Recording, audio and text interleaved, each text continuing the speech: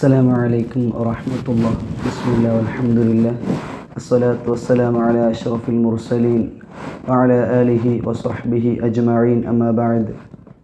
സ്നേഹജനങ്ങളെ, നാം ഒക്കെയും അറിയുന്നത് പോലെ സയ്യിദ് ഹസനുൽ അഹ്ദൽ തങ്ങൾ ഉസ്താദിൻ്റെ ശിഷ്യർ നടത്തുന്ന അത്തക്രീം എന്ന മഹാസമ്മേളനം ജനുവരി 6 മാലിക് ദീനാറിൽ വെച്ച് നടക്കുകയാണല്ലോ. തങ്ങൾ ഉസ്താദിനെ കുറിച്ച് കൂടുതൽ അറിയാൻ പൊതുസമൂഹം താല്പര്യപ്പെടുത്തതിനനുസരിച്ചാണ് ഇങ്ങനെയുള്ളൊരു അഭിമുഖം തങ്ങൾ ഉസ്താദുമായിട്ട് നടത്താൻ ഞങ്ങൾ തീരുമാനിച്ചത്. തങ്ങൾ ഉസ്താദിനെ കുറിച്ച് കൂടുതൽ പൊതുസമൂഹം അറിയാൻ താല്പര്യപ്പെടുന്നുണ്ട്. ആ ഒരു ഉദ്ദേശ ലക്ഷ്യത്തോടെയാണ് തങ്ങൾ ഉസ്താദുമായിട്ട് ഇങ്ങനെയൊരു സംസാരത്തിന് മുതിരുന്നത്. അപ്പോൾ തങ്ങൾ ഉസ്താദിനെ കുറിച്ച് ആദ്യം മുതലേ പറഞ്ഞു തുടങ്ങുകയാണെങ്കിൽ ജനിച്ചതും വളർന്നതുമൊക്കെ ഒന്ന് പരിചയപ്പെടുത്തിയാൽ. ബിസ്മില്ലാഹി അൽഹംദുലില്ലാഹി വസ്സലാത്തു വസ്സലാമു അലാ റസൂലില്ലാഹി വഅലാ ആലിഹി വസ്സഹ്ബിൽ ഫായിസീന ബില്ലാഹിൽ അമാൻ. എൻ്റെ ജനനം എന്ന് പറഞ്ഞത് മമ്പാട് എന്ന നാട്ടിലാണ്. മമ്പാട് പ്രസിദ്ധപ്പെട്ടൊരു നാടാണ്. മമ്പാട് നമ്മളെ ബദർമാലയിൽ ഉണ്ടാവും. ബദർമാല എഴുതിയ മമ്പാട്ടുകാരനാണ്. രാശിയ മമ്പാത്ത് തന്നിൽ ജനിച്ചവർ എന്ന് പറഞ്ഞിട്ട് ഒരു വരിയുണ്ട് വരുന്നുണ്ടതിൽ. മംഫാത്ത് എന്ന് പറഞ്ഞാൽ മമ്പാടാണ്. അപ്പോൾ അവിടെയാണ് ഞാൻ ജനിച്ചത്. ഞാൻ എൻ്റെ നേരെ ജ്യേഷ്ഠത്തിൽ പെങ്ങളുണ്ട്, പിന്നെ ഒരു ജ്യേഷ്ഠനുണ്ട് കാസിം മഹദൽ. ഇവരൊക്കെ മമ്പാടാണ് ജനിച്ചത്. എൻ്റെ ജ്യേഷ്ഠ സഹോദരൻ എൻ്റെ ഉസ്താദ് ശൈഖുനാ സയ്യിദ് താഹിദുൽ തങ്ങൾ ജനിച്ചത് പിന്നെ കൂളിമാടാണ്. അപ്പോൾ കൂളിമാടേന് താമസം. അവിടെ നിന്ന് മമ്പാട് പോയി അവിടെ ഒരു 17 വർഷം താമസിച്ചു. അതിൻ്റെ ശേഷം വീണ്ടും കൂളിമാടിലേക്ക് മടങ്ങി വന്നതാണ്. അപ്പോൾ ഞാൻ ജനിച്ചത് മമ്പാടാണ്. ഒരു 6 വയസ്സായപ്പോൾ അവിടുന്ന് രണ്ടാമത് കൂളിമാടിലേക്ക് വന്നു. കൂളിമാടേക്ക് താമസം മാറ്റുമ്പോൾ ആദ്യമായിട്ട് വരുമ്പം ഞാനും ഉമ്മയും മാത്രമേ ഉള്ളൂ. ബാക്കിയുള്ളവരൊക്കെ മമ്പാട് തന്നെയായിരുന്നു. പിന്നെ സ്കൂളൊക്കെ നിർത്തി മറ്റൊക്കെ അതിൻ്റെ ശേഷം ലീവായതിൻ്റെ ശേഷം ഒരു 6 മാസം ഒരു വർഷത്തിൻ്റെ അടുത്തായിട്ടാണ് രണ്ടാമത് അവരെല്ലാവരും ഇങ്ങോട്ട് കൂളമാടേക്ക് വന്നത്. അപ്പോൾ അവിടെ വളർന്നു. ഒരു 10-12 വയസ്സ് കഴിഞ്ഞപ്പോൾ പിന്നെ പഠിക്കാൻ പോയി. അത് കാസർഗോഡ് എത്തി. ചുരുക്കി പറഞ്ഞാൽ എൻ്റെ നാട് ഏതാണെന്ന് ചോദിച്ചാൽ ചിലപ്പോൾ മമ്പാട് എന്ന് പറയും, ചിലപ്പോൾ കോഴിക്കോട് കൂളിമാട് എന്ന് പറയും. അപ്പം വളർന്നത് ഏകദേശം വളർന്നത് കാസർഗോഡാണ്. പിന്നെ അതേപോലെ തന്നെ ഞാൻ പിന്നെ ആദ്യം 2 വർഷത്തെ നാട്ടിലുണ്ടായിരുന്നു. പിന്നെ കർണാടകയിലേക്കാണ്. അപ്പം വിവിധ സ്ഥലങ്ങളിൽ എൻ്റെ ജീവിതം ഉണ്ട്. അങ്ങനെയാണ് അതിനെപ്പറ്റി പറയാനുള്ളത്. അപ്പോൾ ദർസ് പഠനങ്ങളൊക്കെയും കൂടുതലും ഈ ഭാഗത്ത് കാസർഗോഡ് തന്നെയാണ്. അല്ല, ദർസ് പഠനങ്ങൾ കാസർഗോഡ്. ആദ്യം ഞാൻ 2 വർഷം ഉറുമിയിൽ ഉസ്താദിൻ്റെ കൂടെ താതങ്ങൾ ഉസ്താദിൻ്റെ കൂടെ ഉറുമിയിലുണ്ടായിരുന്നു ആദ്യം. പിന്നെ അതിൻ്റെ ശേഷം അതൊരു 13, 14, 15 വയസ്സാവും. പിന്നെ അതിൻ്റെ ശേഷം ഉസ്താദുണ്ട് ചാലിയപ്പുറ അബ്ദുള്ള മുസ്ലിയാർ എന്ന് പറഞ്ഞിട്ട്. അവർ ദർസ് നടത്തിയിരുന്നത് മലയമ്മ മുണ്ടോട് എന്ന് പറഞ്ഞ് നമ്മുടെ അഹമ്മദ് അബൂബക്കർ മുസ്ലിയാർ എന്ന് പറഞ്ഞിട്ടുള്ള ഒരു വലിയ പണ്ഡിതനുണ്ട്. EK ഉസ്താദിൻ്റെ ഒക്കെ ശരീക്കായിട്ടുള്ള ഷർട്ടിടാതെ നടക്കുന്ന ഒരാളായിരുന്നു, വലിയ പണ്ഡിതന്. ആ ദർസിലായിരുന്നു പണ്ട് ഈ ഇദ്ദേഹത്തിൻ്റെ അടുക്കൽ CM ഉസ്താദ് CM മടവൂര് ദർസ് പഠിച്ചിരുന്ന സ്ഥലം. അന്ന് അവിടെ തൻ്റെ കൂടെ ദർസിലുണ്ടായിരുന്നവരൊക്കെ ഞാനവിടെ പഠിക്കുമ്പോൾ അവിടെ പല ജോലികളിലായിട്ടുണ്ടായിരുന്നു. അവരൊക്കെ CMൻ്റെ കഥ പറയുമായിരുന്നു. അപ്പോൾ അവിടെ 3 വർഷം അവിടെ നിന്നു. അതിൽ ഏകദേശം ജമ്മുൽ ജവാമി 1-ാം ജുസ് ഇതൊക്കെ കഴിയുന്നവരെ അവിടെ ഉണ്ടായിരുന്നു. പിന്നെ വീണ്ടും നെല്ലിക്കുന്നിൽ വന്ന് ജ്യേഷ്ഠൻ്റെ അടുത്ത് പഠിച്ചു. അങ്ങനെ ദർസ് അങ്ങനെയാണ്. ഉസ്താദിൻ്റെ അടുത്താണ് ദർസ് മൊത്തം പഠിച്ചത്. ശേഷം 4 വർഷം തങ്ങൾ ഉസ്താദിൻ്റെ അടുത്ത്, 3 വർഷം തങ്ങൾ ഉസ്താദിൻ്റെ അടുത്ത് അങ്ങനെ പഠിച്ചു. 6 അവിടുന്ന് പിന്നെ ഉപരിപഠനം അത് നന്ദി ദാറുസ്സലാമിലേക്കാണ് പോയത്. ഞങ്ങളൊക്കെ ഏറ്റവും ബന്ധപ്പെട്ട ഞങ്ങൾക്കൊക്കെ ഏറ്റവും ബഹുമാനവും സ്നേഹവും ആദരവുള്ള ആളായിരുന്നു EK അബൂബക്കർ മുസ്ലിയാർ ശൈഖുന ശംസുലുലമ. അപ്പോൾ ആ അടിസ്ഥാനത്തിൽ ഞങ്ങളൊക്കെ, ഞാനും എൻ്റെ ഒരു ജ്യേഷ്ഠന്, 2 ഉസ്താദല്ലാത്ത വേറെ ജ്യേഷ്ഠനുണ്ട്, അവരൊക്കെ ശംസുലുലമൻ്റെ പഠിച്ച് ആ അടിസ്ഥാനത്തിൽ അവിടെ പോയി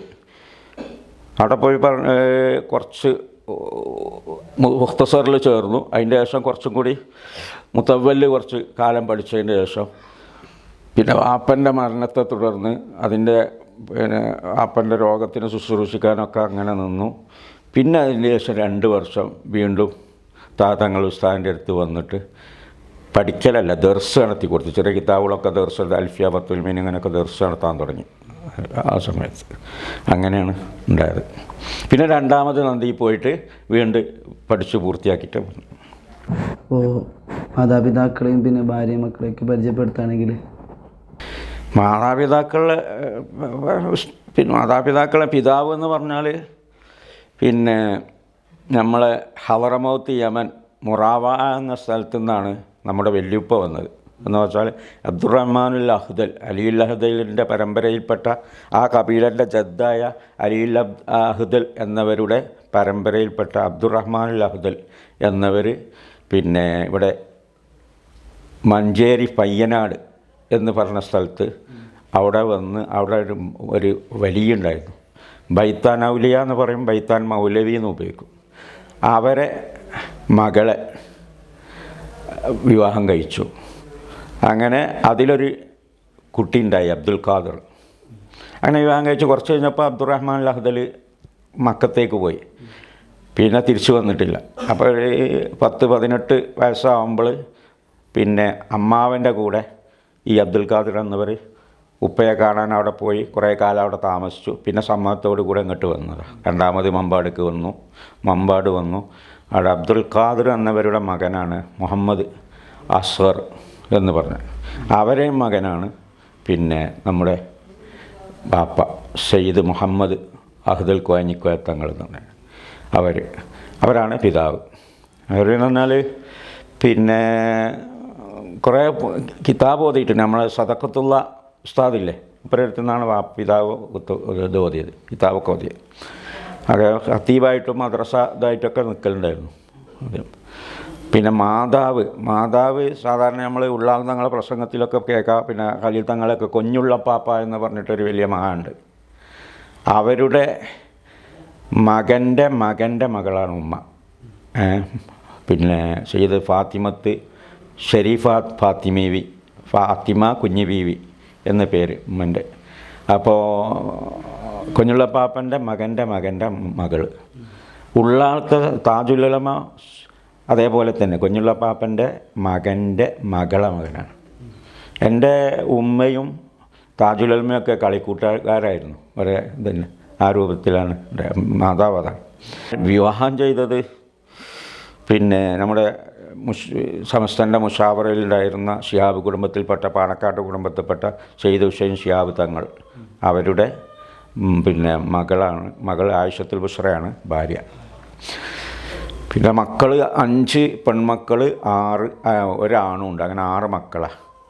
ആദ്യത്തേത് പിന്നെ സുഹൈല ബീവി, എൻ്റെ ഭർത്താവ് സയ്യിദ് സൈനുലാബിദീൻ ജീലാനി താനൂർ. പിന്നെ 2ാമത്തേൻ്റെ പേര് പിന്നെ ഹുസ്ന ബിഷാറത്തുൽ ഹുസ്ന. അവരുടെ ഭർത്താവും സൈനുലാബിദീൻ തലപ്പാറ സക്കാഫിയാണ്, തുറാബാണ്. പിന്നെ 3ാമത്തേത് തബ്സീറ ഹസന. അവരുടെ ഭർത്താവ് സയ്യിദ് ഫضൽ സീദിക്കോയ തങ്ങൾ അഹ്സനിയാണ്, അവിടെ ചിറയിൽ ചുങ്കം എന്ന സ്ഥലത്ത്. പിന്നെ 4ാമത്തേത് ഫൈറൂസ് റാബിയ എന്നാണ്. 4ാമത്തെ ആയതുകൊണ്ട് ഫൈറൂസ് റാബിയ, 4ാമത്തെ മാണിക്കക്കല്ല് എന്നുള്ള ആൾക്ക് പേരിട്ടതാണ്. അപ്പോൾ ഏതായാലും അതിൻ്റെ ഭർത്താവ് സുഹൈൽ തുറാബ് സക്കാഫി ചെറുവണ്ണൂർ. പിന്നെ 5ാമത്തെ പേര് ഹിബ എന്നാണ് നമ്മളെ. അല്ല ഭർത്താവ് ഇതേപോലെ ഒരു സൈനുല്ലാബിദീൻ ജമലുല്ലൈലി, അതും കൊണ്ടോട്ടിയാണ്, അഹ്സനിയാണ്. പിന്നെ ഒരു മോനിപ്പോൾ അങ്ങനെ മർക്കസിൽ പഠിച്ചുകൊണ്ടിരിക്കുന്നുണ്ട്. ഉഷാറാണ്. അള്ളാഹു താല എല്ലാവരും ഉഷാറിലാക്കട്ടെ. നമ്മളെ എല്ലാവരും കുടുംബത്തിനൊക്കെ അള്ളാഹു താല ഖൈറിലും ബർക്കത്തിലാക്കട്ടെ. അതാണ് ആ കുടുംബത്തിനെ പറ്റി പറയാനുള്ളത്. 40 വർഷത്തെ മുദരിസായിട്ട് സേവനം ചെയ്യുകയാണല്ലോ. അങ്ങനെ ആ ഒരു ഭാഗമായിട്ടാണ് തക്രീം പരിപാടി ശിഷ്യ സമൂഹം വെച്ചിട്ടുള്ളത്. അപ്പോൾ 40 വർഷത്തെ അധ്യയന സമയത്തിൽ എത്ര പണ്ഡിതന്മാരെ വാർത്തെടുത്തു എന്നുള്ളൊരു കണക്കാണെങ്കിൽ ഏകദേശം അത് ഏകദേശം ഒന്നും പറയാൻ കഴിയില്ല. എന്ന് വെച്ചാൽ അതിനെ പറ്റിയൊരു പിടുത്തല്ല.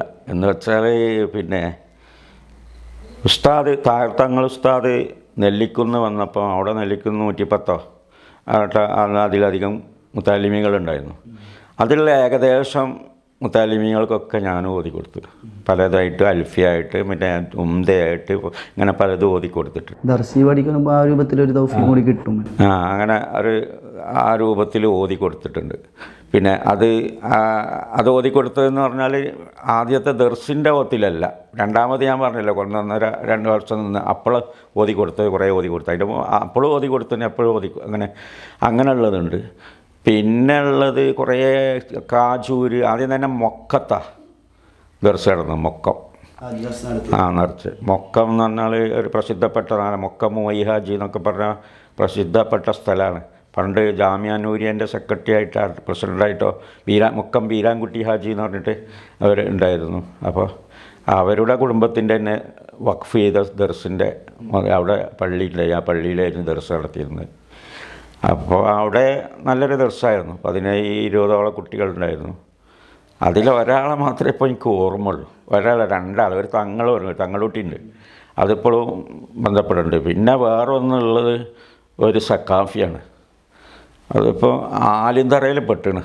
പിന്നെ ആലിന്തറ തെരീക്കത്ത് എന്ന തെരീക്കത്തിൽ അതിലെങ്ങനെയോ പെട്ടുപോയിട്ടുണ്ട്.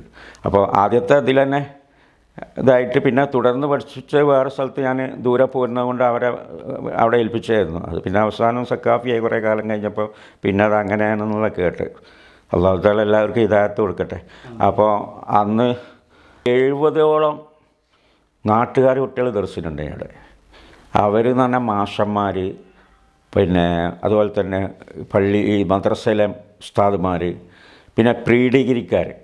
ഇപ്പോൾ PUC എന്ന് പറയുന്നതിന് പകരം +2 എന്ന് പറയുന്നതിന് പകരം അന്ന് പ്രീ ഡിഗ്രി, PDC എന്ന് പറയില്ല. പള്ളി ദർസ് കോഴ്സ് എന്നൊന്നല്ല അതിൻ്റെ അർത്ഥം, പ്രീ ഡിഗ്രി. അപ്പോൾ അങ്ങനെ കുറേ ഉണ്ട്. ഭൗതിക മേഖലയിൽ പഠിക്കുന്ന കുട്ടികൾ വന്ന് പഠിക്കണ്ടായിരുന്നു. അത് നല്ല വലിയ വലിയ കിതാബിന് പഠിക്കൽ, തഫ്സീർ ഇതുപോലത്തൊക്കെ, നിഷ്കാത്തൊക്കെ. അതേപോലെ പിന്നെ അങ്ങനെ പോയിട്ട് പിന്നെ അതിൻ്റെ ശേഷം കാജൂര് പിന്നെ 3 വർഷം നിന്നിരുന്നു. അത് പല സ്ഥലത്താണ്. അവരിൽ കുറഞ്ഞ ആളൊക്കെ ഓർമ്മയുള്ളൂ. മൊക്കത്തുള്ളത് ഈ 2 ആളെ ഓർമ്മയുള്ളൂ. പിന്നെ അതിൻ്റെ ശേഷം വേറെ കുറേ സ്ഥലങ്ങളിൽ വന്നതുകൊണ്ട് കുറേ കുട്ടികളുണ്ട്. എണീറ്റ് 1000-ൻ്റെ മുകളിൽ എങ്ങനെയുണ്ടാവും. ഇപ്പോൾ പിന്നെ ഈ മുഹിമ്മാത്തിൽ വന്നതിൻ്റെ ശേഷം ഇപ്പോൾ ഓരോ വർഷം ആദ്യത്തെ വർഷത്തിലൊരു 120 കുട്ടികൾ ശിഷ്യന്മാരായി വന്നു. പിന്നത്തെ വർഷം ഓരോ 100 കൂടി ഇങ്ങനെ വന്നല്ലോ, ക്ലാസ് കയറ്റം കിട്ടുമ്പോൾ. അങ്ങനെ അതുണ്ട്, കുറേ ഉണ്ട്. പിന്നെ മൊത്തത്തിൽ അതേപോലെ തന്നെ വേറെ ചെറിയ നിലക്കുള്ള മുഹിമ്മാതിൽ തുടക്കത്തിലൊക്കെ ഞാൻ കുറേ കുട്ടികൾക്ക് മദ്രസയിൽ ഷെദറായിട്ട് എന്നുവെച്ചാൽ ഓത്തുവിടെ തന്നെ ഇടയ്ക്കിടയ്ക്ക് അവിടെ ഇതായിട്ട് ഉണ്ടായിരുന്നു. അപ്പോൾ മദ്രസ കുട്ടികൾ കുറേ ശിഷ്യന്മാരുണ്ട്. അപ്പോൾ അവരൊക്കെ എൻ്റെ അടുത്ത് വന്നിട്ട് പറയും, ഉസ്താദിൻ്റെ ശിഷ്യന്മാരാണെന്ന് അറിയുമ്പോഴാണെന്നറിയില്ല. ദർസിൽ ശരിക്കുള്ള ഖാലിസായ ദർസിൻ്റെ കുട്ടികളെ തന്നെ എനിക്കങ്ങനെ അറിയുന്നൊന്നുമില്ല. ഇപ്പോൾ കുറച്ച് ആൾക്കാർ ഇങ്ങനെ കുറേ അറിയുന്നല്ലാതെ ഫുള്ളായിട്ട് അറിയുന്നില്ല. 1000-ൻ്റെ മുകളിൽ ഏതായാലും ഉണ്ടാവും. അതിൽ കുറേ പല നിലക്കായിട്ട് പണ്ഡിതന്മാരായിട്ട് കാണുന്നുണ്ട്. അത് മാത്രമേ ഇപ്പോൾ നമ്മളെ എണ്ണത്തിലൊക്കെ ഉണ്ടാവുള്ളൂ, പണ്ഡിതന്മാരുമായിട്ട് വന്ന പോലെ മാത്രമേ. മറ്റതൊക്കെ കാണുമ്പം അറിയാം അത്രേ. ദർസ് പഠനത്തിലുണ്ടായ അനുഭവം അനുഭവം എന്ന് വെച്ചാൽ തങ്ങൾ ഉസ്താദിൻ്റെ വേറെ പഠിക്കുമ്പോഴൊക്കെ ചെറിയ കാലല്ലേ.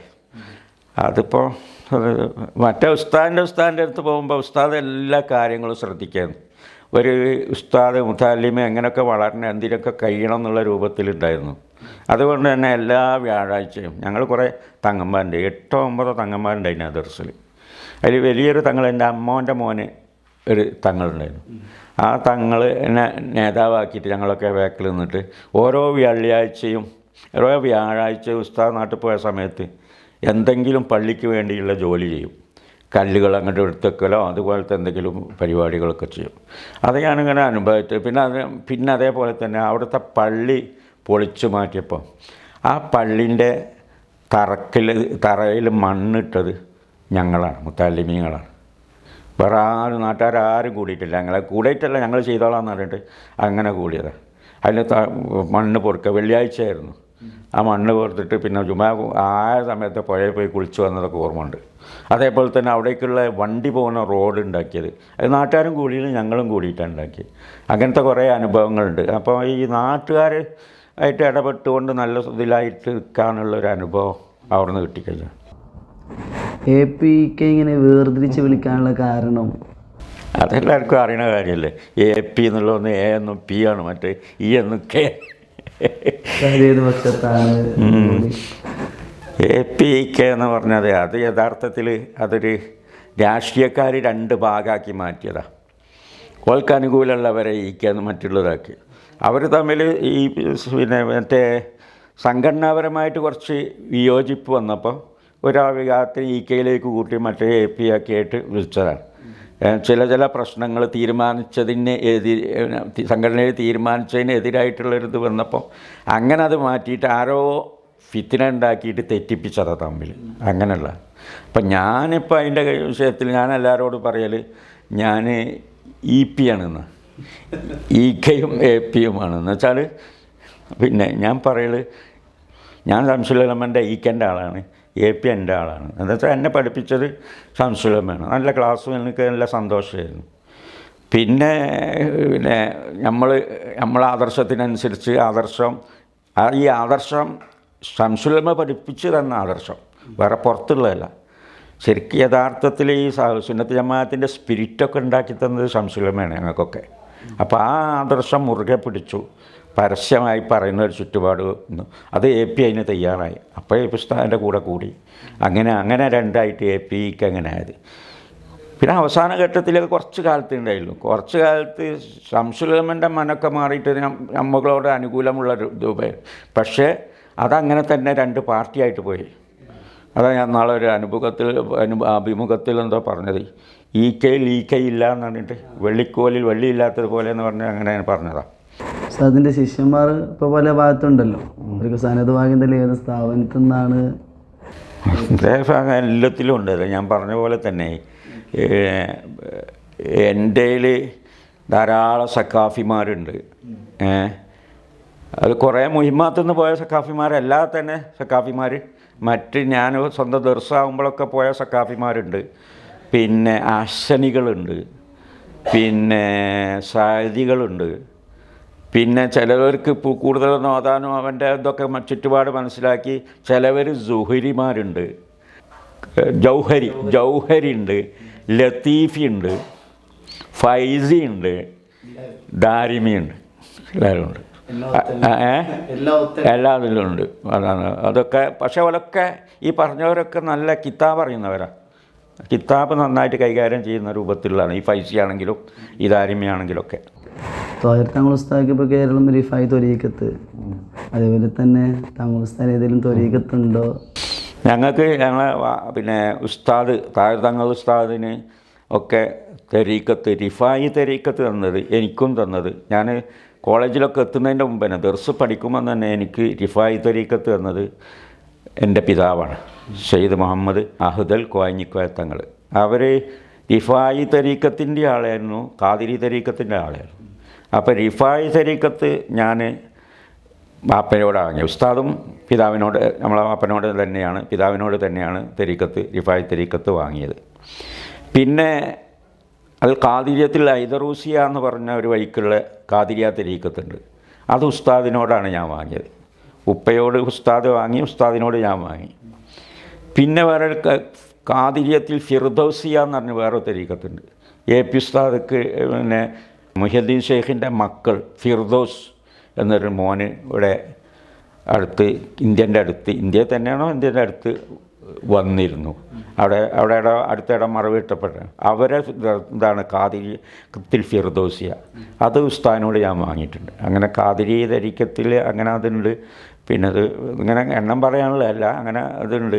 റിഫായി തരീക്കത്ത് പിന്നെ അത് പിതാവിൽ നിന്ന് കുറേ വർഷം മുമ്പ്. അതിലുള്ളൊരു പ്രത്യേകത എന്ന് പറഞ്ഞാൽ സുമ്മിൻ്റെ ജാത്തോടു കൂടി ബന്ധപ്പെട്ടതാണ്. പിന്നെ സുമ്മിന് മന്ത്രിക്കണം, ഈ വിഷമേറ്റാൻ മന്ത്രിക്കുന്നതിൽ അതിന് പ്രത്യേക ഇതുണ്ട്.